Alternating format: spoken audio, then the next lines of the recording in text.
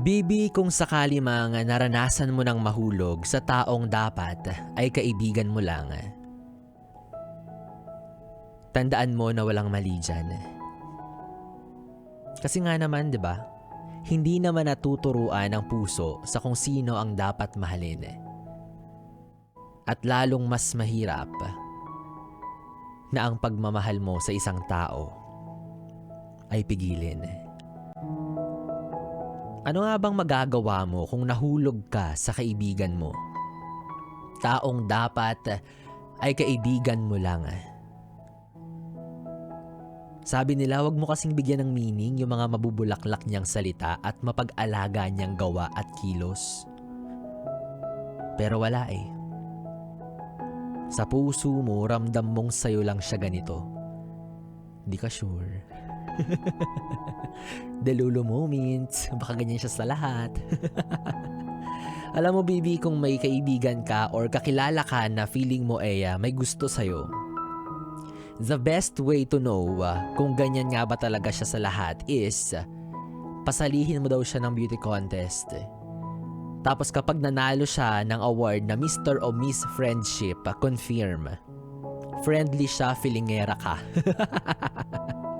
Ay nako, pero ikaw bahala, Bibi. Ang tanong, gusto mong umamin, di ba? Ang tanong, handa ka bang isugal yung pagkakaibigan ninyong dalawa? Ready ka ba sa mga isasagot niya sa'yo? Di ba? Na kahit kapag umamin ka sa nararamdaman mo, alam mong may posibilidad na tuluyan siyang lumayo sa'yo, ready ka ba doon?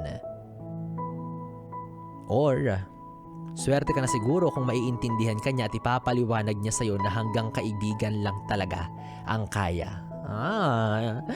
Friendship lang. Ayoko na ng friends. Ang dami ko ng friends.